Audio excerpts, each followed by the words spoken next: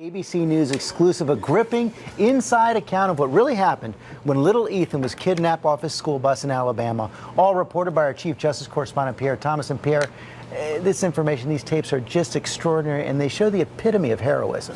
Good morning, George. It really is. We're going to give our friends at home unprecedented access to what really happened when little Ethan was kidnapped. It was a situation far more dangerous than we ever knew, and we will actually hear from the kidnapper for the first time. It's a story about good and evil, about heroes and people willing to make unbelievable sacrifices. The 21 children are almost home when Jimmy Lee Dykes, known as the mean man of the neighborhood, storms onto their Alabama school bus wielding a gun. I need two boys, 6 to 8 years old, two boys, come on. Dykes wants to kidnap the children. Bus driver Charles Poland resists a man he thought was his friend. It's all caught on tape, heard here exclusively for the very first time. Can't do it. Do it! Sorry. You're gonna have to shoot me. I thought you would have killed me. No. Do it! Do it! It's my responsibility. I can't help that. Kids on the I can't help I it. can't turn them over to somebody else. Unrelenting, Dykes turns to the children. Come here, kid. The two in the back seat. You, the girl, and that boy right there. Come here. Then Dykes locks in on a 5-year-old boy named Ethan, sitting directly behind the driver.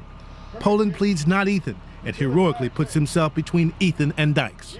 The other children are screaming and hiding behind their seats. 15-year-old Trey Watts has the courage to dial 911. He's asking for kids. He's asking for kids? Yes, ma'am. He's aiming the gun at the bus driver? Yes, ma'am. Oh my gosh, what's going on? What's happening, Dad? What's he doing now, honey?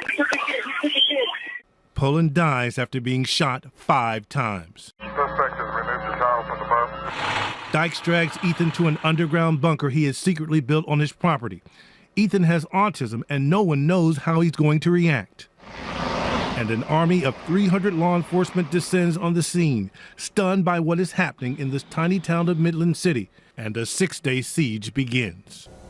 My heart just stopped. We spoke exclusively with key members of the team of federal, state, and local authorities who fought to save Ethan's life. We thought Ethan was going to die.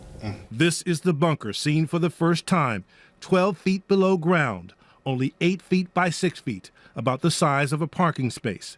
It has ventilation, electricity, bunk beds, painstakingly built over months.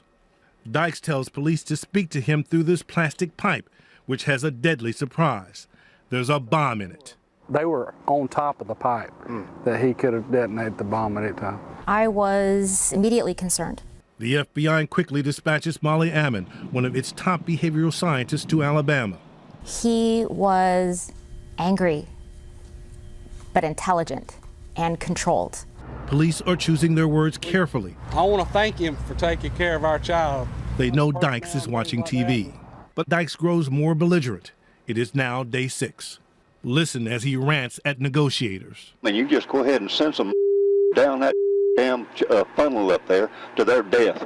Dykes is furious at the government. I have the ability and I have the to show just how corrupt this damn system is, just how corrupt you people are. Negotiator Sean Van Slyke says Dykes only saw one option, killing himself as some sort of grandiose statement.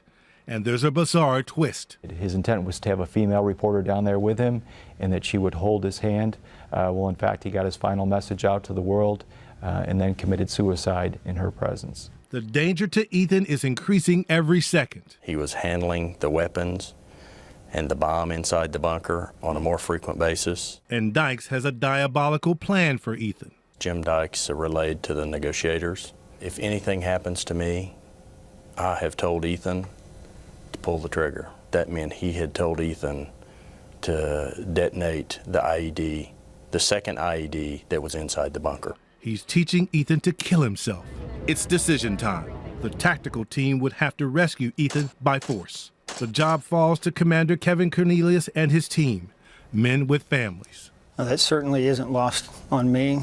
The majority of them have children as well. In the command post, when the authorities were granted to execute the plan, there was silence.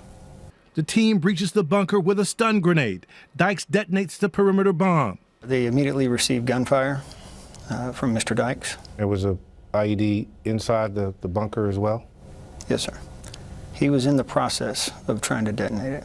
For several minutes, no one at the command center knows what's happening. Quiet. Quiet. I think we were all praying. Dykes is shot and killed in the confrontation. Ethan and the agents are okay, remarkably sustaining no major injuries.